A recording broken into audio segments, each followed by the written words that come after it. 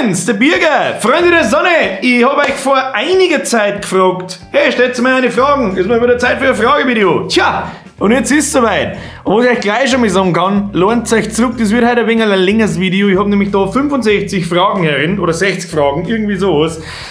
Und das kann ein wenig dauern. Darum tun wir gar nicht lange umeinander, das wird uncut. Hauen wir einfach alles durch, hey. Schauen wir mal, wie weit das wir kommen, ich weiß es nicht. Fangen wir an! Ja, der erste ist der Herr Moritz Kammerhofer. 2 Fragen. Haben Pinguine Knierscheiben? Haben wir schon beantwortet, die Frage. Hast du alle Österreicher, die machen aus A's gern O's. Hast du alle Deutschen, so wie es immer in die Kruzifix-Videos redst, Grüße aus Österreich. Erst einmal Special Greets an unsere Lieblingsnachbarn. Hasse ich alle... Nein, ich hasse generell einfach Idioten. Solang's... Ich weiß es auch nicht. Ich hasse einfach Idioten. Mit großen Fressen. Die nur Scheiße lauern. Das ist so. Ich hasse nicht. Sagen wir es wie es ist, ich hasse einfach alle Menschen. Steiner sind okay. Der nächste! Das galaktische Imperium. Ding, ding, ding. Ja, weißt du das eh. Rammstein, ja oder nein? Da bin ich mit Schweiz, da bin ich ja neutral. Es ist eine von wenigen Bands, die ich gerne mal live singen darf, die ich noch nicht live gesehen habe. Aber so her ich eigentlich aktiv kein Rammstein. Ich finde Feuer frei ganz geil. Wenn das irgendjemand weiterhilft. Nächster! Wieso geht das nicht gescheit jetzt? Ne, haben wir schon gehört?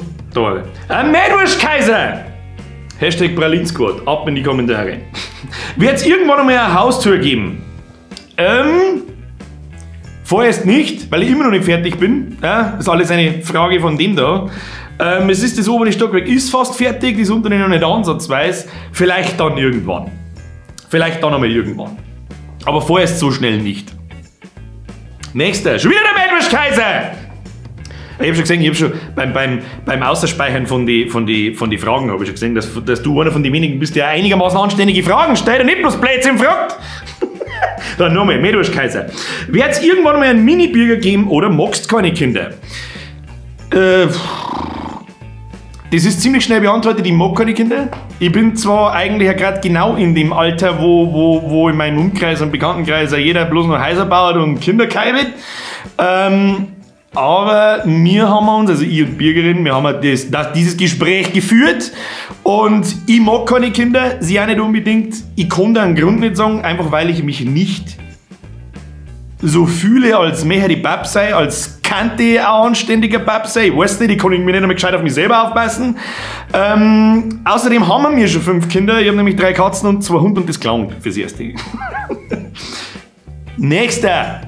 Der Herr Samben, wie geht's dir und der Bürgerin? Schlechte Leute geht's auch gut. Und mir... mir geht's auch ganz brauchbar. Danke der Nachfrage. Nächster, der wahrscheinlich Black, aber er heißt Blixdix-Keck. Wenn deine Freunde von der Isarbrück hupfen, hupfst du dann auch mit? Ja, es ist eine ernst gemeinte Frage und ich möchte eine Antwort drauf. Nein, ich bin der Hurensohn, der es abwirft. Nein, keine Ahnung. Ich weiß jetzt nicht, was genau für einen Hintergrund diese Frage hat oder was jetzt da, auf was du abzielst. Nein, nicht mehr. Früher war ich dazu gezwungen worden. Heute bin immer so der es mit Gewalt anders machen möchte wie alle anderen. Was vielleicht auch meinen beruflichen Werdegang und das Ganze da erklärt und so. Nein, da ich nicht. Wenn das deine Frage beantwortet, ich hoffe es. So, jetzt habe ich mir die Fragen erfahren. Warte mal, Haustür haben wir schon gehabt. Nächster. Crazy Chickens fragt: Was ist der schönste bayerische Name, den du kennst? Sepp! Seien wir uns ehrlich, gibt es schöne bayerische Namen? Also wirklich schöne Namen? Die haben nicht alle so altdeutsch irgendwie. Lois. Ich finde Lois ganz lustig eigentlich. Die haben nicht schön, die haben lustig. Lois! Sepp! Ich weiß es auch nicht. So, der schönste bayerische Name. Was gibt es denn für Mädelnamen bayerische? Fällt mir jetzt auch auf Anhieb keiner ein. Die haben alle so altdeutsch und haben die wirklich schön. Ich weiß jetzt auch nicht. Kann ich da nicht beantworten, die Frage. Nächster! Schon wieder der Meerwurstkaiser! Patriotismus aside, was ist dein Lieblingsgericht? Weiß ich schon, was du meinst, nichts mit Weißwürst oder sonst irgendwas, ist auch tatsächlich gar nicht. Mein Lieblingsgericht, das war jetzt halb gelungen, tatsächlich das Schweines von der Mann. Das ist wirklich eines der geilsten, richtigen Essenssachen, die es gibt. Ansonsten, was ich zum Beispiel liebe, ist ein Bolognese-Gratin, ja, mit 3 Pfund Käse drauf. Alter, wer braucht Liebe, wenn man Sachen mit Käse überbacken kann? Weiß ich nicht. Und meine gesmokten 3-2-1 Ribs. Das sind so, ich kann schon gar nicht gescheit schmatzen, währenddessen ich davon erzähle, weil weißt du wie es ist. Nächster. Der Bob the Blob fragt, hast du dir schon mal gefragt, wie die Welt ohne Preisen ausschauen wird? Ja, ziemlich langweilig, weil ich nichts zum Schimpfen hätte. Nächster. Sweatback. Schon mal Beschwerden bekommen von Nachbarn oder so, wegen der Lautstärke in den Videostream? Nein. Na? Welche Nachbarn? Die haben alle ausgezogen. Nein, sind es nicht. Nein, aber tatsächlich noch nicht. Bürgerin sagt immer, das hört man ziemlich laut draußen, das hört man bis auf die Straße runter. Aber ich habe noch nie was gehört. Ich glaube nicht, dass das Nachbarn in ihren Häusern drin hören. Und wenn die um 8 bis um 10 Uhr auf die Nacht draußen im Garten umeinander hocken, dann kann ich ihnen halt auch nicht helfen! Nein, aber ich habe noch keine Beschwerden gekriegt. Früher als Kind einmal, da hat sich mein Nachbar mal beschwert, weil wir haben ein paar so Bäume im Garten drin und da habe ich ein Seil aufgehängt und habe mit Tarzan gespielt als Kind so und habe natürlich den typischen ausgekaut und das hat dem Nachbarn gar nicht so gut gefallen. Da hat er sich irgendwann einmal beschwert und hat gesagt so, hey, halt mal deine Fotzen da hin! Bei meiner Mom hat er das gesagt. Nächster, der Ripper oder Riper oder was auch immer. Was ist deine Lieblingsbeschäftigung außer Schlafen und Zocken? Kann ich nicht sagen, sonst demonetized! Nächster. So, nochmal der Sweatback. Könntest du dir vorstellen, ein Kind zu haben? Wenn ja, ein Junge oder ein Mädchen? Die Frage haben wir vorher vom Metwurst schon so halb gehabt. Ich glaube, das haben wir noch mehrere Leute gefragt. Das ist schon Zeit leer, wo ich die Fragen da alle eingespeichert habe. Deswegen erinnere ich mich nicht mehr an jede einzelne, die ich da gespeichert habe. Ich kann mir eben nicht vorstellen, ein Kind zu haben. Erstens, weil ich ein ziemlich egoistischer Wichser bin. Und ich meine Zeit gern so gestalten würde, wie ich das für richtig finde. Und weil ich mich einfach, wie vorher schon gesagt, nicht dazu bereit fühle, Bab zu sein. Und ja, das keine Ahnung wieso. Ist einfach so. Aber wenn kann ja durch einen Unfall passieren. So, ja, hey, servus, kleiner Mini-Bürger. So, ja, wie war denn das früher eigentlich so? Ja, da war's der Unfall, halt einmal. Wenn das passiert, dann weiß man wurscht. Dann weiß man ja wurscht, ob das ein Bruder der Dirndl ist. So, Hannes Bachmeier, nächster, fragt, darf man die ansprechen, wenn man die auf der Straße sagt und wenn soll man die sitzen oder duzen? Erstens, dass du das überhaupt Fragen traust. Zweitens, selbstverständlich darf man mich anschmerzen auf der Straße. Was ist das für... Nein, ich bin ein Hollywood-Promi. Man darf mit mir nicht schmerzen und man muss mich natürlich darfst du mich duzen. Was ist das für eine Frage? Bitte duzt mich. Ich komme mir so komisch vor, wenn Leute zu mir hergehen und so, ja, grüß Gott und wir haben ja voll die Fans von Ihnen und finden Sie das und das eigentlich wirklich so? Und ich stehe jetzt, Alter, mit wem ritzen hier? Hab ich einen Anzeiger und einen Stecker im Arschloch? Keine Ahnung. Natürlich darfst du mich anschmerzen. Was ist das für eine Frage? Selbstverständlich. Selbstverständlich. Nächster. Der Dominik Rottinger schreibt, macht das Bürgerin einfach so mit deiner Lautstärke beim Streamen oder wie ist das so? Das ist eine berechtigte Frage. Also ich glaube, am Anfang war es ein bisschen schwierig. Mittlerweile geht es mit den Hunden spazieren, währenddessen ich stream. Wenn es draußen das Wetter passt und im Sommer natürlich, wenn es einigermaßen hell ist noch. Ansonsten, da werden alle Türen zugemacht und das ist halt wie es ist. Ne? Das ist halt wie es ist. Das ist mein Hobby und im Prinzip schon bald meine Arbeit, das soll es nicht. Das wird halt einfach geduldet. Aus, fertig, Amen. So 100% geil findest du es natürlich nicht. Ab und zu sagt schon, leck, heute war es aber wieder laut. Manchmal sagt es, heute habe ich gar nichts gehört. Aber ansonsten, das machen wir jetzt auch nicht erst seit 2 Wochen, sondern schon über 2 Jahre, wenn nicht sogar 3 Jahre. Bei den Videos ist es meistens nicht da, wenn ich da bin, weil ich das auch nicht mag, weil ich weiß es auch nicht. Ich fühle mich bei den Videos einfach wohler, wenn keiner um mich rundherum ist, ich da in meinem Bunker herin bin und nicht einmal jemand im Haus ist. Aber ansonsten ist das eigentlich ganz okay mittlerweile. Man gewöhnt sich dran. Herr Messerer, Dominik Messerer schreibt, wie sechst du in 10 Jahren? Durchgehend Homeoffice, Familienplanung etc. Schon wieder dieses Thema Familienplanung. Wie sehe ich mich in 10 Jahren? Uff, das kann ich nicht sagen. Soweit, natürlich plane ich etwas nach vorne. Wir haben ja nicht mehr 15, da wo da sowas total wurscht ist. Aber wie sehe ich mich in 10 Jahren? Ich hoffe immer noch genauso wie jetzt. Ich sage das ganz ehrlich. Recht viel besser wie jetzt kann es nicht mehr werden. Außer, dass ich mit dieser scheiß Bude irgendwann einmal fertig bin. Aber, und dann ist alles geregelt. Dann war alles geregelt so. Und dann überlege ich mir was Neues, keine Ahnung. Ich hoffe, dass ich in 10 Jahren das YouTube, ich weiß nicht, in 10 Jahren bin ich echt ein alter Lappen. Ich weiß nicht, ob ich dann noch YouTube mache oder machen kann. Keine Ahnung, diese Generation in dem Alter von Streamen und Gamen und so weiter, die gibt's noch nicht, die so alt ist. Ich bin genau in der Generation geboren. Schauen wir mal in 10, ich weiß es nicht. Ich sag das ganz ehrlich. Ich weiß es nicht. Durchgehend Homeoffice, das habe ich jetzt schon fast. Eben durch diese Corona-Scheiße. Finde ich ganz nett, ist aber auch so ein bisschen Fluch und Segen, weil du daheim, keine Ahnung, ich gehe um 4 Uhr ins Bett, stehe um 1 Nachmittag auf. Das ist auch nicht gerade super gesund und geil. Und schlaucht auf Dauer ein wenig, muss man ganz ehrlich sagen. Andererseits ist Homeoffice natürlich geil. Kannst Musik auftragen ohne Ende, kannst dahin tun, gestern mal was anderes tun, kannst wieder weiter tun, ist schon ganz nett. Aber Familienplanung gibt es gar nicht. Die Familienplanung ist eigentlich schon beendet. Wie ich schon gesagt habe, 3 Katzen und ein Hund, 2 Hunde, eigentlich sogar fast 3 Hunde. Weil meinem hat auch einen Hund. Aber ja, kann ich dir ehrlich gesagt nicht sagen. Ich nehme es wie es kommt. Wird schon meistens nachher. Nächster. Der Sepp Hirbler, da muss ich ein bisschen nachdenken, weil das so klar geschrieben ist. Bist du bei der Feuerwehr oder hast du irgendeinen Bezug zur Feuerwehr, zum Beispiel Bab, Geschwister etc., da mich interessieren, Chris aus Beidelsbach. In der Nähe von Aldersbach. Das kannst du kennen. Also Beidelsbach kenne ich nicht, aber Alter Speckerei, das kenne ich schon. Ich bin nicht in der Feuerwehr. Bezug zur Feuerwehr habe ich auch nicht so 100%ig direkt, sonst hätte es schon lange How to Feuerwehr gegeben.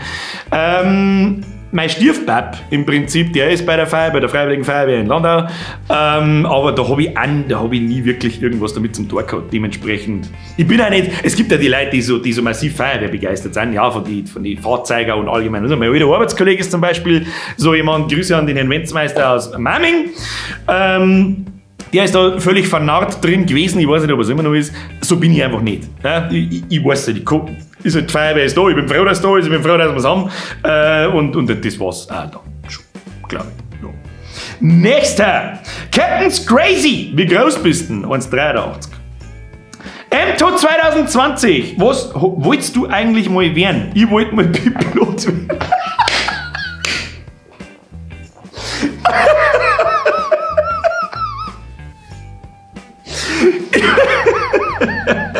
Jetzt weiß ich auch wieder, warum ich die Frage rausgespeichert habe, weil ich schon gelacht habe, wie ich es rausgespeichert habe.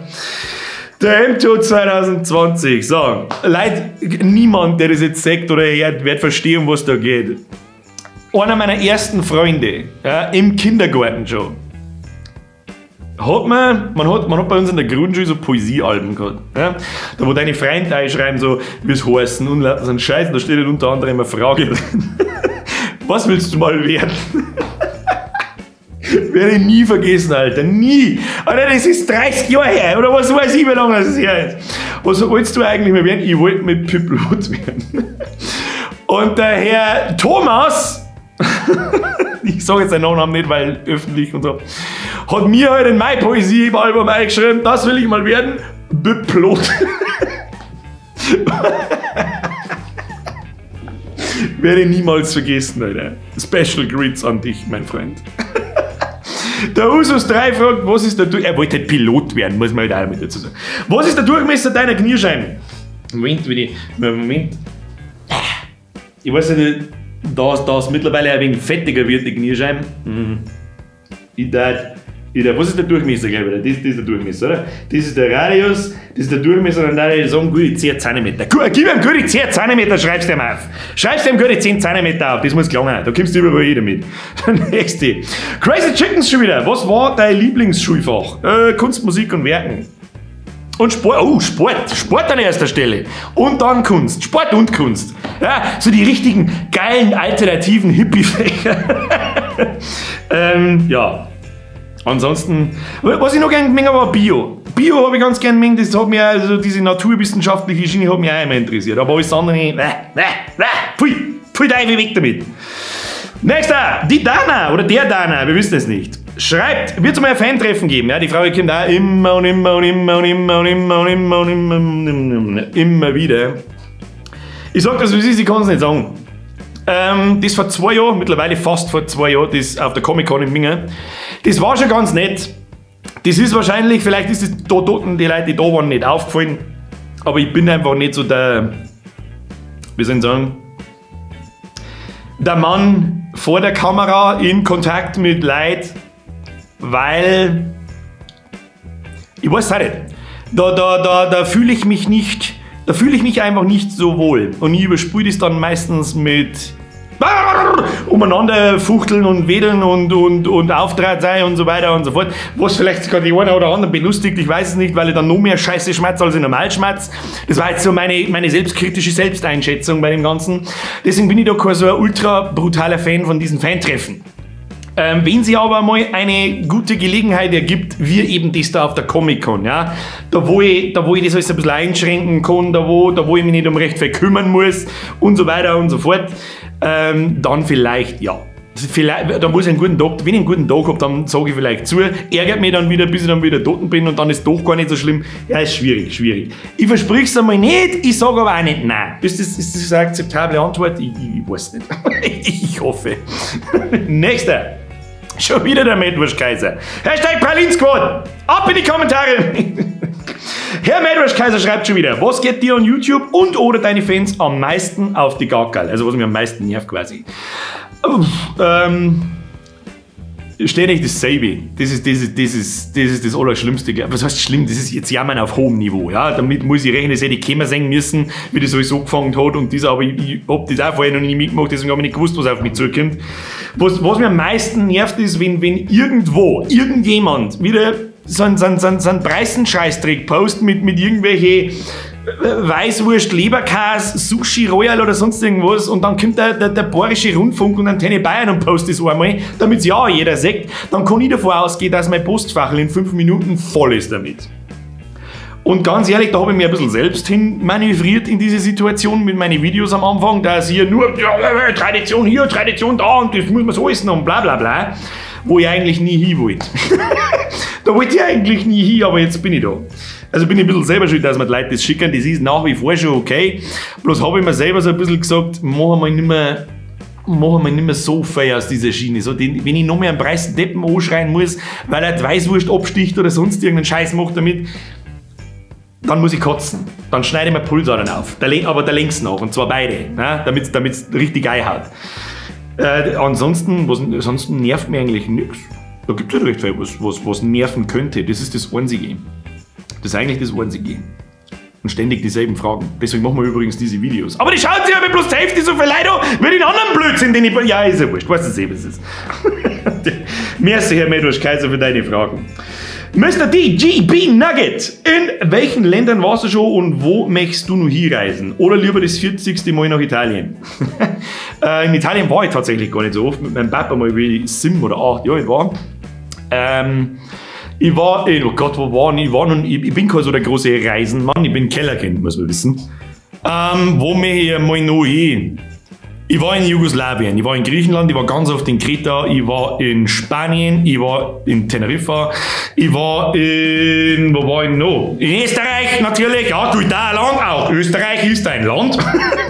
Dann in Rumänien oder Ungarn oder beziehungsweise durchgefahren, bin mir nicht mehr hundertprozentig sicher, wie die geografische Konstellation derzeit ist. Ja, wahrscheinlich immer noch genauso wie eben, aber egal, was rede ich wieder für ein Bullshit. Wo war ich noch? Und das war's dann schon hübsch und schön stark weiter. Ich habe Europa noch nicht verlassen, das muss ich auch mal dazu sagen, habe ich irgendwas vergessen. In Frankreich war ich noch, beim Snowboardfahren ein paar Mal. Wo war ich noch? Italien, das wird es eigentlich gewesen sein. Wo ich gerne mal hin möchte, ist Japan. Einfach um das einfach mal zu sehen. Das ist, glaube ich, der ultimativste Kulturschock, den man sich geben kann. Aber ansonsten hätte ich jetzt normalerweise gesagt, ich wollte schon immer gerne mal in die USA, also 3 Wochen einen Roadtrip, aber ganz ehrlich, wer aktuell in die USA möchte, Einmal wieder bei dem da. Hier, links, rechts, da links noch. So, jetzt glaube ich, muss ich mal ganz, jetzt haben wir schon bei 20 Minuten Kruzifix, das wird ein Uncut-Video. Ich sag's euch, wie es ist, da wird nicht geschnitten, da wird gar nichts. Ich blende bloß die Fragen ein und das war's dann. Ich stoppe jetzt einmal schnell die Kamera und dann schalte ich es wieder ein, weil nicht, dass da irgendwelche, ich weiß das schon, Scheiße, ich habe das Mikrofon eingeschaltet.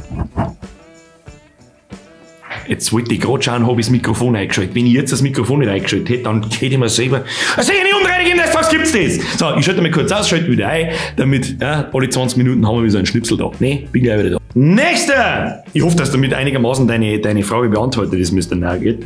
Ansonsten, wisst ihr nicht, wo ich zwingend, oder was ich gerne mal hier reisen darf. Ich hätte gerne das Geld und die Zeit, dass ich nur umeinander reise, dann darf ich sein. Aber wer hat das schon? Der läuft bei mir 38. Verzeihung, das schneide ich durchaus. Kannst du mal eine Roomtour mit Setup und so weiter machen? Da mit tierisch gefreien. Roomtour haben wir vorher schon mal gehabt, wenn ich da rum fertig bin. Du möchtest mein Setup sehen. Das ist mein Setup. That's it. Ja. Klangt das? Ich bin noch nicht. Mittlerweile hat es mir ein wenig angefixt, dass ich einer von diesen RGB, Dingsbums, weil ich kann es nicht sagen. Ja. Mein Englisch not very good. Nächster. Wenn ich herumfährt, wenn ich wirklich irgendwann einmal fertig bin, es wird noch eine ganze Zeit dauern, bis alles fertig ist. Ich brauche ein neues Dach, ich brauche was alles für einen Scheiß. Ich weiß, das Dach hat nichts mit der Ring zum tun, aber halber schon. Dann kommt irgendwann einmal eine Roomtour. Ja, wenn ich fertig bin mit allem. Und mein Setup ist nichts Besonderes. Also ist eigentlich schon was Besonderes, es schaut bloß nicht so aus. Ich habe 3 Monitore, den dritten nehme ich nur fast nicht her, nur wenn ich wirklich am Videos schneiden bin. Ansonsten steht mein schwarzer Kasten da dahinter, der blinkt nicht recht viel, so wie das bei anderen nicht der Fall ist, weil ich da keinen Wert drauf lege. Aber mittlerweile hat es mir ein bisschen angefixt. Wie man sagt, ich habe da hinten eine LED-Leiste installiert, die da wunderschön grün blinkt. Und Achtung, it's magic, jetzt ist es rot. Und jetzt ist es blau. Ich bin mir nicht sicher, was besser ist. Lass was blau. So.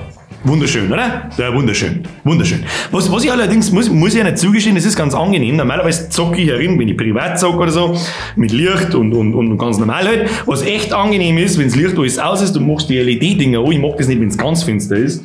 Und dann machst du die LED-Dinger an und die machen ein bisschen Licht, ein bisschen in Farbe. Ja, ist ganz nett. Ist ganz nett. Muss ich ja nicht zugestehen. Kostet nicht einen Teufel das Zeug. So, nächster. Ich weiß nicht, was war denn eigentlich die Frage wieder? Ich rede so viel Scheiße, dass ich nicht mehr weiß, was die Frage war. Egal. Mad Max!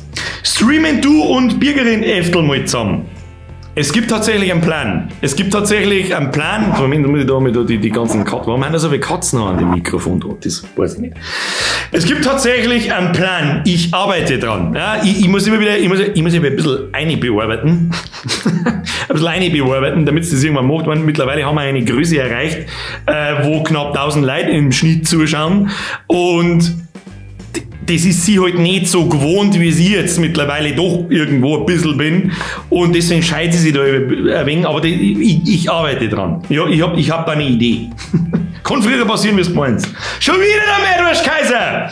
Spielst du noch andere Instrumente außer der Klampfen? Nö, ich spiele ja nicht mehr wirklich Gitarren. Das ist 10 Jahre her, wo ich das letzte Mal, oder 8 Jahre her, wo ich das letzte Mal aktiv geübt habe, regelmäßig geübt habe, Lieder spielen habe können und so weiter und so fort.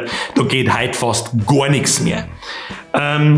Andere Instrumente, ich habe mir gemeint, ich muss mir Schlagzeug genauso selber beibringen wie das Gitarrenspielen, aber über 3 oder 4 verschiedene Beats ist nie hinausgekommen und das war's dann. Aber aktuell spiele ich sonst keine Instrumente mehr. Nächster, Joalina Mondrich. Servus Birger, wird der Bumshof eigentlich fürs iOS verfügbar werden? So leid es mir tut, vorerst nicht. Ist auch nie geplant gewesen. Das hat einen ganz einfachen Grund. Wer in die Streams ab und zu immer dabei war, ich hasse Apple auf den Tod. Und ganz ehrlich, von mir 100 Euro, es geht nicht um die 100 Euro. Ja? Ist klar. Es geht nicht um die 100 Euro, die Apple von mir will, dass sie mit mir erlauben, gnädigerweise meine App da einzustellen. Es geht mir einfach nur ums Prinzip von dieser geldgeilen Drecksfirma. Ja, die für geschissene PC-Ruin 700 Euro verlangen. Da muss ich sagen, wisst ihr was, Apple? lieber lösche meine App, bevor ihr es ihr kriegt. Das tut mir wirklich leid für die Apple iOS-User. Kauft euch ein anständiges Handy und unterstützt diese Drecksfirma nicht. Danke. Ja. Und in der Gruppe, es ist aber auch nicht so schlimm. In der Gruppe ist doch immer einer dabei, der ein Android-Handy hat, oder? Ja, sagt es, wie es ist. Sagt es, wie es ist. Nächster. Simon Fink, was arbeitest du eigentlich so normal? Berechtigte Frage, das ganze YouTube-Ding und Streamerei, das kann man nicht als normale Arbeit bezeichnen, da gebe ich dir vollkommen recht. Außer halt, da muss ich kurz einlenken, wenn du jemand bist, der jeden Tag, am allerkrassesten jeden Tag, ein Video released, das wirklich Content bietet, ja, das wirklich redaktionell aufbereitet ist, geskriptet ist, geschnitten ist und so weiter und so fort, dann ist es sehr wohl Arbeit. Und dann ist es sogar ziemlich schlimme Arbeit. Das ist unter anderem der Grund, warum ich mittlerweile so selten Videos mache. Erstens, weil ich was Besonderes halten möchte und wirklich nur noch mache, wenn ich Bock habe. Und zweitens, weil es wirklich viel Arbeit ist. Da brauchen wir nicht drüber diskutieren, dass ein How-To schneiden, 3, 4, 5, 6 Minuten lang, wo in der Sekunde 25 Meter umeinander fliegen, dass es viel Arbeit ist. Da brauchen wir nicht umeinander diskutieren, und wenn man was anderes verzeiht, der hat ja keine Ahnung. Ansonsten, was arbeite ich normal? Berechtigte Frage. Ich arbeite ganz normal, aber nur noch halbtags. Das habe ich aber vor YouTube schon gemacht. Ja, nicht, dass ich so, vergehen das schon viel mit YouTube, dass ich nur noch halbtags arbeiten brauche, der gnädige Herr.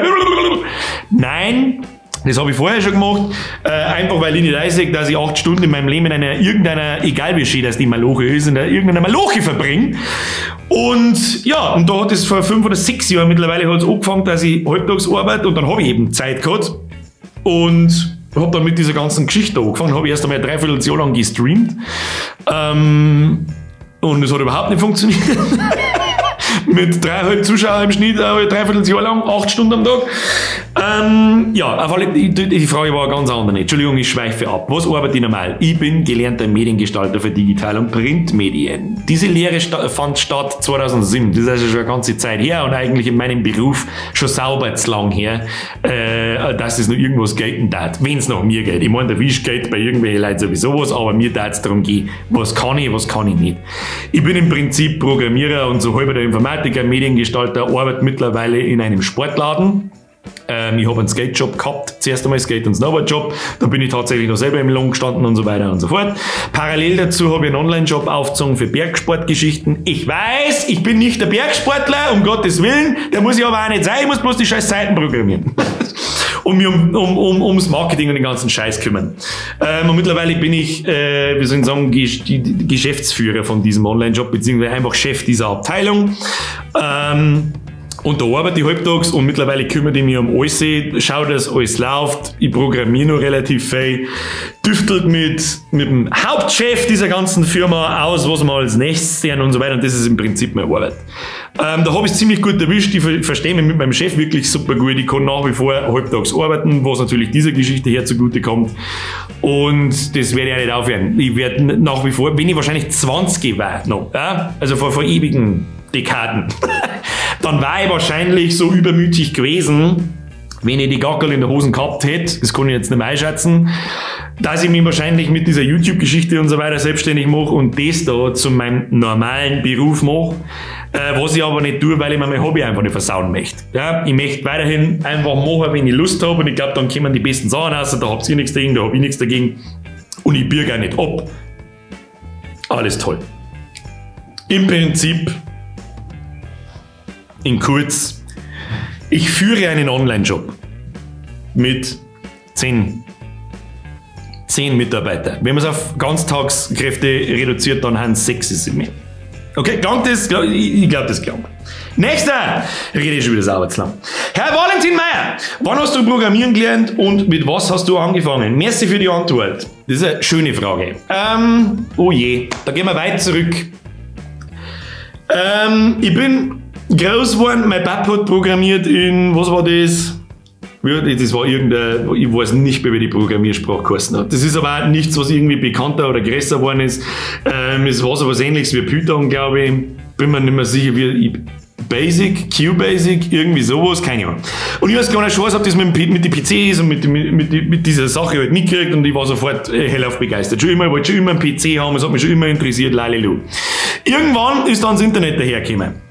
Dann habe ich irgendwann festgestellt, so, verdammte Scheiße, theoretisch, du kannst es da, das kennt ihr hier wahrscheinlich heute, die jungen Leute und euch nicht mehr vorstellen, dass das hat es früher einmal nicht gegeben, dass da hast du was eingeben und dann hast du quasi die Internetseiten von einem Australier anschauen können. Das war völlig mind-blowing Shit damals.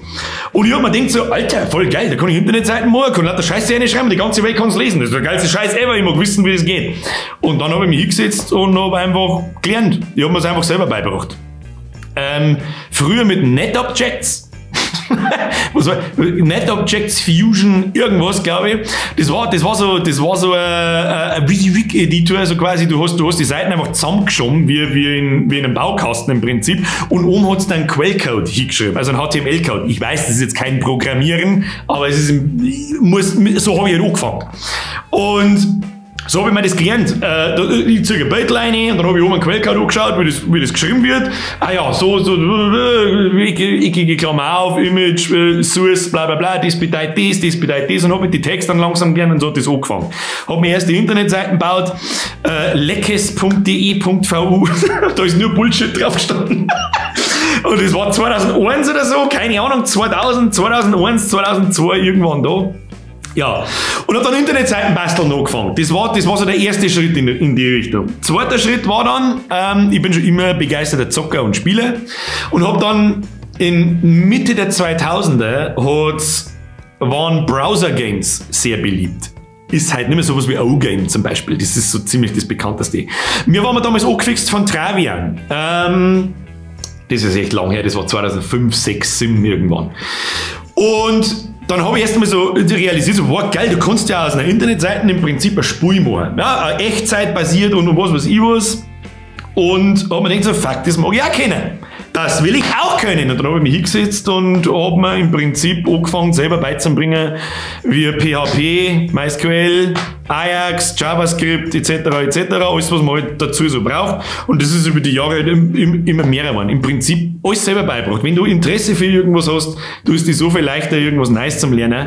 Ja, und das mache ich im Prinzip bis heute. Mein Wissensstand ist natürlich nicht so wie auf einem studierten Informatiker, das ist mir auch klar, aber ich bin immer schon ein größerer Freund der Praxis gewesen, so, die interessiert das Thema, mach einfach. Alter, machen. Ich habe so viele Studentenfuzis bei mir in meiner alten Arbeit gehabt, da wo ich das gelernt habe, den ich sprichwörtlich, literally, sagen habe müssen, wo man einen PC einschaltet, dass ich mir echt gedacht habe, Alter, was macht ihr in einem Studium? Ja.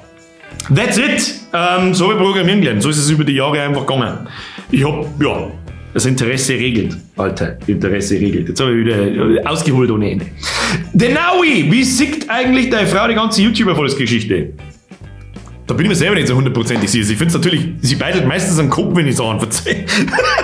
Die spinnen alle. Ich weiß nicht, wahrscheinlich, weil es meinen Blödsinn jeden Tag ertragen muss und sie nicht, und sie wahrscheinlich nicht ganz vorstellen kann, dass es irgendjemand cool findet, was ich da mache.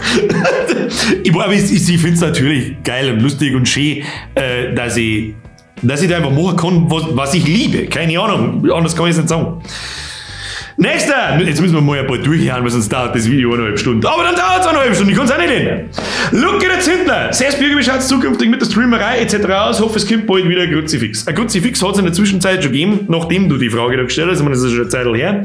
Das nächste Kruzifix kommt, wenn ich ein Thema dafür finde, das mich richtig triggert, dann kommt eins. Ansonsten, wie geht's mit der Streamerei weiter? Wie bisher, never touch a running system. Solange es mich nicht anfängt, euch nicht anfängt, jeder hat Bock drauf. Montag, Mittwoch, 20 bis 22 Uhr. Entschuldigung, 20 Uhr. Entschuldigung, 20 Uhr. Wir spielen mal, auf was wir Bock haben. Keine Ahnung, Community Talks, alles, was uns einfällt. Momentan haben wir angefangen mit Monkey Island. Der Flashback Level 9000 in die Kindheit, brutal. Und ansonsten alles, was uns unterkommt. Ja, Sommerpause wird's geben. Wie jedes Jahr im August, 3 Wochen, 4 Wochen ungefähr. Danach geht's weiter und danach geht's dann erst so richtig los. Bis dahin hoffe ich, dass das Visage-Update da ist. Dann haben wir mal 3, 4 Kapitel Visage wieder. Horror vom Feinsten und am 17. September, glaube ich, 17. September ist das Datum, weiß ich nicht, kommt Cyberpunk. Und da werde ich mich wahrscheinlich ein kleines Special-Wochenende hineinhauen. Von Donnerstag bis Sonntag, jeden Tag 4 Stunden. Aber das kündige ich dann separat, wenn ich mir einig drüber bin, ob ich das bei Streamen mag oder privat genießen. Das weiß ich eben noch nicht. Wir werden sehen. Aber ansonsten geht alles weiter wie gewohnt. Videos kommen in unregelmäßigen Abständen, auf was ich gerade Bock hab. Bis zur Sommerpause sind 4 Videos auf dem Plan, beziehungsweise 4 Projekte. Eins davon ist kein Video, eins davon ist das Video, also die Fragegeschichte. Und also haben so 3 eigentlich auf dem Plan. Naja, schauen wir mal, was ich kriege. Je nachdem, wie ich Lust habe. Ich hoffe, deine Frau ist damit beantwortet. Dankeschön! Lukas Gerhard Stiel, wie läuft deine Beziehung Also ich bin nicht verheiratet, das ist das zweite. Ich sehe gar keinen Grund dazu zum Heiraten, keine Ahnung. Wenn man mal vernünftig drüber nachdenkt, das kann immer irgendwas sein. In 10 Jahren, in 20 Jahren, was weiß ich, dann sparen wir die ganze Scheiße. Und genauso sagt übrigens meine Freundin, wenn man dann so sagt, auch, hoffe, keine Ahnung, also sie ist nicht ganz ehrlich zu mir und darf gerne heiraten. Ja, aber das nein. Just no. Das Erste, was mein Papa immer gesagt hat, ist, Alter, heirat nicht. Und das höre ich von so viel erwachsene Männer, die es schon hinter sich haben, dass ich mir sage, so, ja, weißt du was, dann heiraten wir halt nicht. Zu was denn aber? Was zu was denn aber? Ich verstehe es nicht. Egal. Nächster! Mickels, was ist dein aktuelles Lieblingsspiel, egal ob an der Konsole, VR oder PC? Momentan, also ich habe ja kurz eine Woche Auszeit reingehauen, da habe ich sehr viel Rimworld gespielt, erst 2-3 Tage. Dann Total War Warhammer 2, eine sagenhafte Imperiumskampagne mit dem Imperator Franz Karl hingelegt und jetzt spiele ich momentan Pathfinder Kingmaker. Ich liebe so Rollenspiele und so Strategiespiele. Also einfach RPGs. Und Pathfinder ist schon gescheit gut. Das hab ich sehr lange nicht angelangt, weil man denkt, das schaut so komisch comichaft aus und so. Und das ist irgendwie seltsam, aber es ist ein saugutes Spiel. Das ist momentan eines meiner Lieblingsspiele. Und ansonsten, wenn's nicht Singleplayer ist, dann Call of Duty Warzone. Spielen wir momentan echt viel. Und von Valorant bin ich sehr positiv überrascht. Ich habe das eigentlich immer so ein bisschen belächelt, muss ich schon fast sagen. Der Counter-Strike-Killer, ja, also total lächerlich. Es ist auch nicht der Counter-Strike-Killer, aber ich habe Spaß damit. Ja, mit 4, aber auch nur in der Gruppe. Ja, mit 3, 4, 5 Spätzchen. Das ist wieder so ein Spiel, das spielen wir alle. Warum auch immer, keine Ahnung. Habe ich am wenigsten gerechnet damit. Und da habe ich tatsächlich Spaß damit. Ja, das war's. Ja, das war's. Der Mortal, sorry, dass ich so viele Fragen stelle, aber die fällt mir bald. Meine Frage, was machst denn du bei deinem 100.000 Abo-Special? Mein Kanal löschen. Nächster. Ananas-Toast. Wenn ich mich selber schlag und es weh tut, bin ich dann stark oder schwach?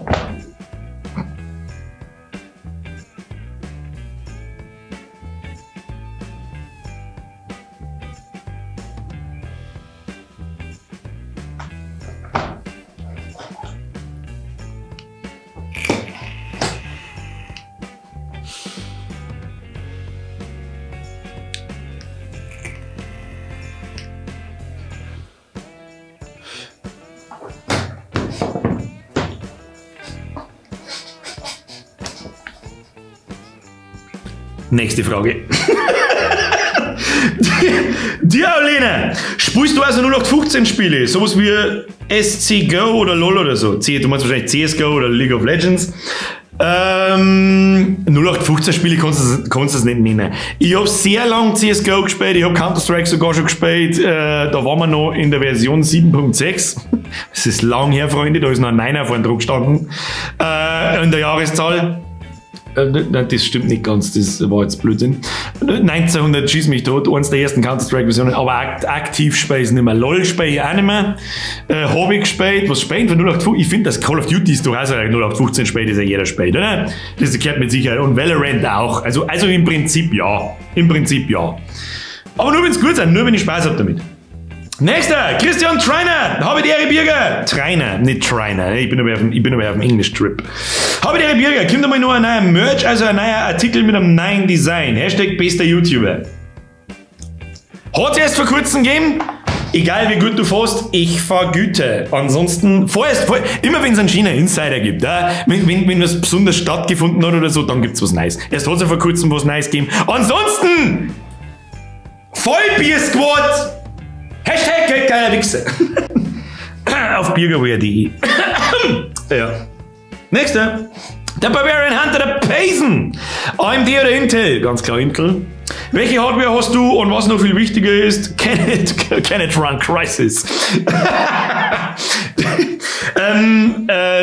Ja, yes it can. Ich hab, was ist denn wichtig? Eine i9 9900K. RTX 2080 Ti, Aorus Elite. Und ansonsten glaube ich, ist nicht recht viel wichtig. Mein ganzes Setup und so weiter und so fort steht in meiner Twitch-Beschreibung. Ich glaube, it can run Crysis. Ob es das neue runnen kann, das weiß ich nicht. Das werden wir sehen. Werden wir wahrscheinlich sogar im Stream sehen. Der Killer! Wirst du eine neue Musik machen oder nur die Remakes? Habe ich dir Grüß vom Wauze! Es kommt auf alle Fälle noch was. Das ist eines der Projekte, die noch bis zur Sommerpause geplant sind. Remakes werden auch, das ist genau dasselbe wie mit den Videos. Ich mache die Remakes nicht nach dem erst einmal kurz angeschnittenen Zeitplan. Hey, im Monat machen wir eins. Vergiss mir sofort wieder. Vergiss mir auf der Stelle wieder. Zeitpläne, nix für mich. Und ich arbeite tatsächlich auch an zwei unfertige Neue, die es so noch gar nicht gibt. Eins davon hat es teilweise sogar schon mal noch gehört. Ob die jemals das Licht der Welt erblicken, das weiß ich nicht. Da muss ich, keine Ahnung, das genau wie bei alles anderen mit Nimm's, wie es kommt, wenn ich Bock drauf habe, fange ich an, wurschtelt umeinander, und wenn ich merke so, oh, jetzt kommt er in den Flow hinein und dann macht er einfach und dann wird's fertig, dann haben wir Glück gehabt. Wenn nicht, dann nicht. Aber es kommt auf alle Fälle noch was. Ob es jetzt Remakes sind oder nein sagen, es kommt noch was. Elias, mach mal eine neue Version vom Captain Faulsack. Ich feiere aktuell so hart. Kann eventuell das Projekt sein, das noch gibt. Also, Frau Lorenz, willst du mal eine Familie gründen? Wieder eine ähnliche Frage, wie wir schon ein paar Mal gehabt haben. Im Prinzip habe ich meine Familie schon gegründet. Bürgerin, gut, die ist aktuell in der Arbeit, das ist da jetzt schreien. Und der Emma, am Gnädel, am Plötze, am Katzbrocken und der Miesi. Ja, was wirklich wichtig ist bei dem Namen Miezi, den muss man auch so aussprechen, Miezi, weil sonst hört's nicht. Wenn du sagst, hey Miezi, dann gibt's Konflikt nicht. Aber wenn du sagst Miezi, dann kommt's und schnurrt und ist hauptsächlich aber Arschloch. Ja, Miezi ist ein ziemliches Arschloch. Die schluckt immer einen Brocken und der Brocken kommt dann nicht mehr. Ja, das ist schwierige Situation. Der Kid. Darf man als Berliner deine Videos sehen? Als Saupreis kommt man ja leider immer schlecht weg in deinen Videos. Ganz furchtbar wichtig. Du bist erst dann ein Preis, wenn es dich verholzt wie ein Preis.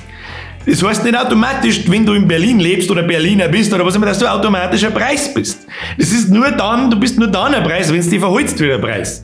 Was Preisenverhalten ist, das musst du lernen. Michi Staudamer, hast du in deiner Jugendzeit auch Heisel oder Bauwagen gehabt? Wir haben ja immer versucht, Hütten zu bauen. Wir haben nicht so die Bauwagentypen, wir wollten Hütten bauen. Das ist immer kläglich gescheitert. Immer. Und irgendwann haben wir dann einen Keller gehabt beim Spezi. Und bei mir. Das war mein Keller und der Keller beim Spezi. Das war im Prinzip unser Bauwagen und unser Saufhütten. Ja, meine Eltern oder mein Mann besser gesagt, war immer relativ tolerant, was das betrifft. Die hat nie was gesagt, egal wie viel Gaudi das wir gemacht haben, das war ja immer irgendwie wurscht. Und bei meinem Spezi war es genau dasselbe. So, wir haben schon wieder bei 22 Minuten 30 Grüezi fix, wie lange soll denn das Video dauern? Andreas Kammergruber, du hast Fischen und wenn ja, wo? Ich bin kein aktiver Fischer, das bereue ich bis heute, dass ich in meiner Jugend einen Fischerschein nicht gemacht habe. Jetzt kann ich mich irgendwie nicht überwinden dazu, dass ich aufstehe am Monat, weil es mich tatsächlich interessieren hat. Ich war mit meinem Papa als Kind fischen und das war aber sehr noch kalt. Und das war eigentlich immer ganz, ganz nett und weckt Erinnerungen, wenn ich bei jemandem einmal dabei bin beim Fischen, was extrem selten ist. Aber wenn ich in Urlaub fliege und an einem Sandstrand bin, da wo jeder fischen darf, wo er will, dann gehe ich da fischen. Ja, wenn es irgendwelche so Buchten gibt oder so. Dann tue ich das recht gern. Ist aber auch schon Ewigkeiten her, wo ich das letzte Mal da habe, weil es einfach eine Ewigkeiten her ist, dass ich irgendwo fortgeflogen bin. Aber ja, ich bin interessiert im Fischen, aber tu es nicht. Das ist irgendwie bescheuert. Franziska! Hier! Bist du ein Wirtshausgänger oder saufst du lieber daheim mit Spätzinn? Liebe Grüß, ich bin nicht so der Wirtshausgänger, ich sauf tatsächlich lieber daheim mit Spätzinn. Da habe ich nicht so weit daheim. Pascal, machen Sie viel mit Internet? Ich weiß nicht, warum ich die Frage ausgesprochen habe, aber wahrscheinlich, weil ich auch noch haben müssen beim Aussprechen. Machen Sie viel mit Internet? Ja, hier und da einmal ein wenig. Jetzt hier. Simon Schade, sagst du, der Last of Us 2, wenn es rauskommt? Holy shit, das kommt, wann kommt das raus? Moment, das kommt übermorgen, oder? Kommt übermorgen. Tja, leider habe ich keine Playstation mit. Also eher nicht. Ich habe noch nicht einmal so eins gespielt. Ich weiß schon, Schande über mein Haupt. Böse, böse, Schande über mein Haupt. Ich weiß schon. sich als Gamer oder wenn ich sogar schon Hardcore-Gamer bezeichnen und der Last of Us nicht gespielt haben, das ist eine Frevelei! Schande über den Haupt, Bürger! Schande über den Haupt, Alter. Irgendwann ja. Vielleicht kaufen wir eine PlayStation 5 und hole die Dinger dann noch. Selbstverständlich dann im Stream, wenn es ja jeder schon kennt hat. Aber dann hilft es auch nicht. Nächster, Oliver Fink, Grüße aus Österreich. Grüß nach Österreich. Ja, aus Niederbayern. Machst du in deiner freien Zeit hobbymäßig irgendeinen Sport wie Mountainbiken oder so? Nope. Bleib gesund und halt die Ohren steif. Entschuldigung, eigentlich in Kamera koppen ist wirklich asozial. Das soll ich wirklich ausschneiden. Bloß finde ich in einem Stundenvideo, das stehe ich nie wieder. Es tut mir wirklich leid. Ich finde das auch selber asozial. Das sage ich nicht bloß so, aber ist halt auch, weil alles außer was keine Miete zahlt. Das soll ich machen. Nein, ich mache keinen Sport mehr. Das letzte, was ich betrieben habe, war Snowboarden. Auch das ist schon das letzte Mal 3 Jahre her mindestens, wenn nicht mittlerweile sogar 4. Sprich, ich bin der unsportlichste, unfitteste Fettsack, den es gibt. Sprich wörtlich, ich glaube, ich will einen Kilometer laufen, da weil ich hin. Bei Sauerstoffzeit kann ich nicht mehr heimgehen. Ja, muss ich mich hinlegen, Embryostellung, darf ich schon gleich fressen und dann war's es. Aber hilft nicht. Wir sollten mal ein Format einführen. Make Bürger fit again. Ab in die Kommentare, falls da Interesse besteht. Der Herr Obi Benkin, Obi. Wie massiv hat sich dein Leben verändert auf die letzten Jahre und was war dein persönliches Ziel für die nächsten 5 Jahre? Oh, schon wieder so eine Zukunftsfrage. Mein Leben in den letzten 5 Jahren hat sich massiv verändert. Durch die Freundin ihm und durchs Zusammenziehen und durch die ganzen Viecher. Familie gründen in meinen Augen. Es ist komplett anders wie vorher. Auch durch diese YouTube-Geschichte ist komplett anders wie vorher. Das hat, wie soll ich sagen, persönliche Gründe natürlich. Mein persönliches, sagen wir es, bringen wir es auf den Punkt, diese YouTube-Geschichte, die boostet dein Ego schon ganz woanders hin, ja. Da muss man auch ein bisschen schauen, so, dass es unter Kontrolle bleibt. Dann, was hat sich noch krass verändert? Eben das Zusammenleben, das Ganze, das sich um das Haus kümmern müssen und so weiter. Das sind so die krassesten Unterschiede zu früher. Und in den nächsten 5 Jahren hoffe ich, dass ich mit der ganzen Scheiße fertig bin und um ehrlich zu sein, dass alles so bleibt, wie es ist. Dass wir weiterhin das mit YouTube machen können, beziehungsweise mit dem Streamen machen können. Wer weiß, was in 5 Jahren noch alles daherkommt. Dass ich meine Arbeit so bald wie es ist, damit da unten alles passt und nichts in die Hosen geht, so wie es fast in den letzten 2 Monaten der Fall war mit dem Corona-Dreck und so weiter. Ja, ansonsten weiß ich nicht, was ich noch groß drüber philosophieren soll. Nächster.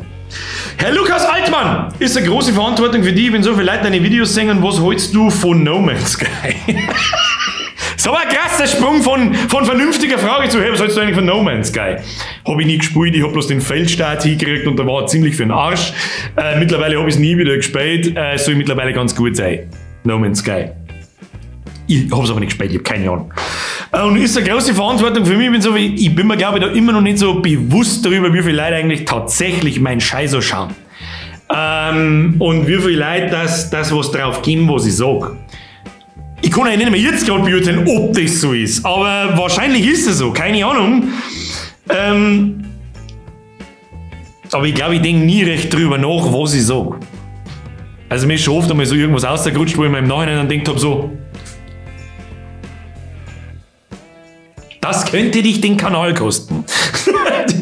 Aber im Grunde, selbstverständlich ist es eine große Verantwortung. Aber ich denke nicht so 100%ig bewusst drüber nach, wie ich das wahrscheinlich tun soll.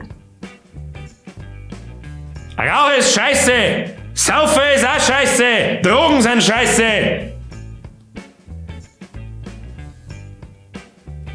Herzhaft, Mann! Die weiß Bescheid. So, nächster.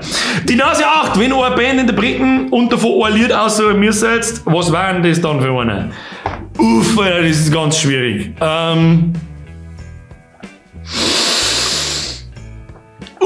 Nirvana mit Smells Like Teen Spirit. Das wird mir für immer auf den Sack gehen und ich werde es für immer lieben, das Lied. Das ist eine Hassliebe. Ja, ganz schlimm. Matthias Herzog, was tätst du machen, wenn du auf der Stelle 1 Million Euro kriegen würdest?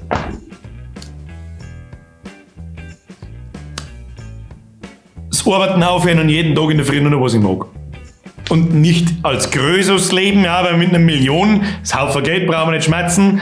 Ja, aber 40 Ferraris und 3 Villas in 4 Ländern kann ich mir nicht kaufen. Macht das Sinn?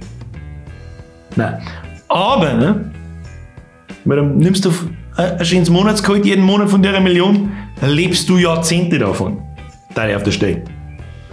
Bergbauer 2000, bist du gut beim Handwerken? Das kann ich selber nicht beurteilen. Das beurteilen wir dann, wenn die Bude fertig ist. Ich glaube, für das, dass ich eigentlich ein reiner Computeridiot bin, ja. Für das, dass, wenn ein Handwerker das sehen hat, was ich da so fabriziere, oft einmal, der wird sich wahrscheinlich denken, Alter, stop it, get some help. Nächster. Das SEO! Ich mag ihn. Kannst du von YouTube leben und dass du, wenn du es kannst, nebenbei noch einen sicheren Job machen? Du hast gerade genau gefragt, was meine Situation aktuell ist. Ich glaube, dass wir mittlerweile fast so weit sind, dass ich von YouTube und der Streamerei und alles dem Ganzen rundherum leben könnte, wenn ich das wollen darf. Wie ich vorher schon gesagt habe, will ich es aber nicht, weil dann mein Hobby und mein Spaß zu einem Muss wird. Und dann will ich genauso wie alle anderen, bevor die Videos losgingen, kauf mir die Sachen, da ist mein Merch-Shop, ja, dieses Video wird gesponsert von Raid Shadow Legends, bla. Was ich aber nicht will. Ja? PS www.bürgerwehr.de Es ist kein Wichser! Also ja, ich glaube, ich kann es, wenn ich es drauf anlege. Wie lang kann ich aber nicht abschätzen. Und ich mache nebenbei noch einen sicheren Job und es läuft wunderbar. Ja, es geht wunderbar. Es ist nicht zu viel, es ist nicht zu wenig, es ist alles cremig, so wie es ist. Und deswegen lassen wir es so, wie es ist. Severin Hell, wie viel wiegst du?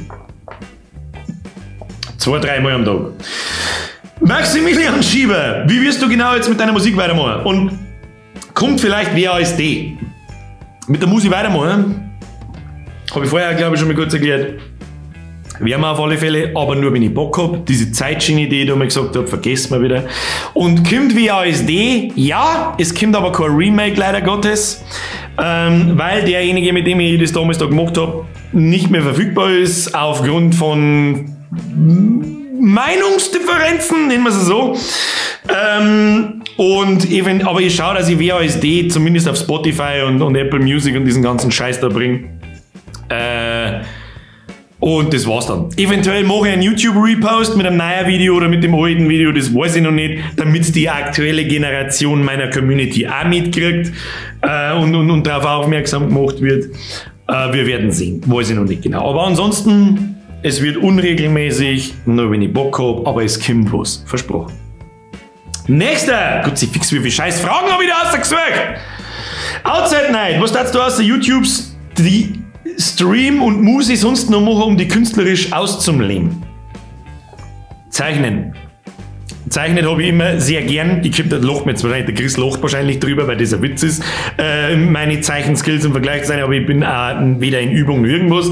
Und ich bin sehr Graffiti interessiert. Habe ich zwar noch nie erwähnt, aber das haben wir auch in unserer Jugend, hat uns das interessiert und so weiter und so fort. Und das hat nie abgeklungen, aber man darf es halt nirgends legal. Und ich bin zu alt für irgendwelchen illegalen Scheiß und um 3 in der Früh irgendeinen Scheiß ausbrain. Das darf ich wahrscheinlich noch. Was darf ich noch? Fällt mir nichts ein. Glaubt das nicht, was ich schon alles tue. Glaubt das nicht! Nächster. Sam Crow Wife. Gerissa Mike. Wie bist du zu deinem Beruf gekommen? Also was war ausschlaggebend, dass du programmieren? Jetzt hätte ich bald gesagt, Pro-Gamer geschrieben. Ja, ich habe natürlich, also ich habe einen PC eingeschaltet und dann war ich Pro-Gamer. Das wissen wir ja alle.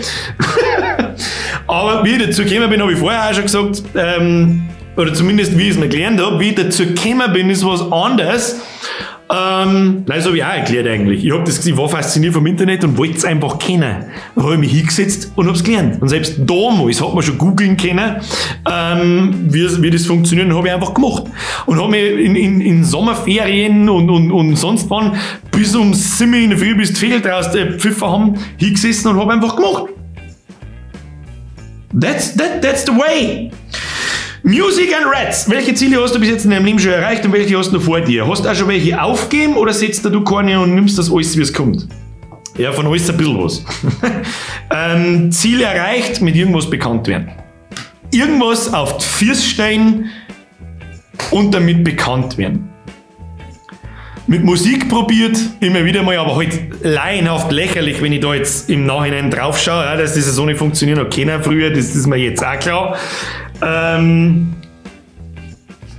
Das das ist dann unter anderem auch so ein Ziel, das ich dann aufgegeben habe, jetzt wieder aufgegriffen habe mit der Musik. Beim ersten Lied hat es gleich relativ gut funktioniert. Ob der Rest so gut ankommt, weiß ich nicht. Und ansonsten nehme ich es aber tatsächlich, wie es kommt und versuche das Beste draus zu machen. That's it. Und ein Ziel war noch halbtags zum Arbeiten. Ja, das hat man nie, das habe ich in der Realschule. In der Realschule habe ich das schon gesagt. Freunde der Sonne, ich sitze mich nicht 8, 10, 12 Stunden in irgendeine Scheißmaloche und vergeude da drin mein Leben. Gerade für 1000 Euro mehr oder 500 Euro mehr oder was weiß ich. Was habe ich davon, wenn ich keine Zeit habe? Ja, dann kannst du einen größeren Grabstein kaufen wie ich. Gratuliere, Alter. So, nächste Frage. Wir müssen echt ein bisschen schneller machen. Das wird echt ein massiv langes Video wieder. Hirschi, hast du eigentlich einen Plan, was du mit deinem Leben anfängst, wenn du nicht mehr arbeiten musst? Ja, eben nicht. Das ist ja der Plan. Kein Plan zum haben zu müssen. Nicht mehr drüber nachzudenken, das und sondern du stehst einfach auf und saufst jetzt einmal eine Tasse Kaffee, nee, scrollst ein wenig umeinander oder was weiß ich, was du tust und dann überlegst du, was du tust. Was tue ich heute? Lehnst draußen ein wenig umeinander, schönes Wetter, ist kein schönes Wetter, zocken wir halt auch ein wenig, tust ein wenig, keine Ahnung. Einfach in Gediegen und Bescheidenheit umeinander sandeln. Das ist mein Plan. Ja? Und meine Ruhe haben. Und nicht den ganzen Tag so, fuck, was passiert, wenn der Corona-Sepp kommt und klaut deine Arbeit und was ist, wenn das einmal nicht mehr läuft. Das ist alles, ich glaube nicht, dass das Leben haben wollt, dass es so läuft. Ich glaube nicht, dass der Sinn des Lebens ist, 8 Stunden in der Arbeit zu hocken. Nächster, ich darf so gerne umwischen. Was das? Haben wir mich durch? Haben wir mich mit. Wie viele Fragen waren das jetzt? Ich weiß nicht. Ich sag das, was ist. Ich weiß nicht. Moment einmal. Jetzt machen wir auf. Haben wir fertig oder was? Jetzt schon, was der letzte. Fix leiten. Ja, dann dauert dieses Video gerade eine Stunde. Habt ihr Zeit, ne? So.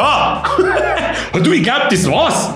Ich weiß auch nicht, was ich sonst darüber philosophieren soll. Über mein Dasein. Auf alle Fälle machen wir das da, machen wir einmal im Jahr. Diesmal ist es ein bisschen eskaliert mit einer stundenlangen Video, weil sich das anschaut. Vielleicht war es für den einen oder anderen einigermaßen unterhaltsam. Wenn es einigermaßen unterhaltsam war, lass einmal leave a like and smash the Abo-Button. Warum auch immer. Welche fremde Person schaut sich das Video, die mich nicht kennt, schaut sich eine Stunde lang mein Scheißgelaber an und drückt jetzt auf den Abonnieren-Knopf. Absolutely no one. No one. Da bin ich gespannt. Das werde ich im Auge behalten, ob dieses Video Abonnenten generiert. Falls ja, scheiße ein Ratzen, Alter. Freunde, Moment, wo ist die Tröte? Oh, ich habe bloß die Babytröte da. Ich bedanke mich für eure Aufmerksamkeit. Das Video ist ein bisschen länger geworden. Ich habe versucht, das so wahrheitsgemäß zu beantworten, wie ich kann. Es ist uncut, so gut wie uncut. Ich glaube, ich habe 2 oder 3 Mal die Kamera eingestellt und ich hoffe, dass eine Stunde nicht zu lang ist oder über eine Stunde oder was weiß ich.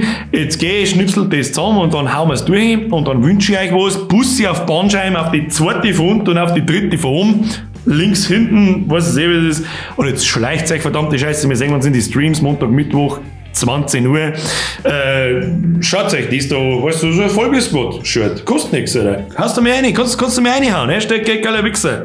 Ab in den Kommentaren damit. Und jetzt Bussi aufs Nussi, schleicht euch HB. Moment. Ja, das war klar, dass mein Ranzen noch ins Bett lehnt. Habe die Ehre!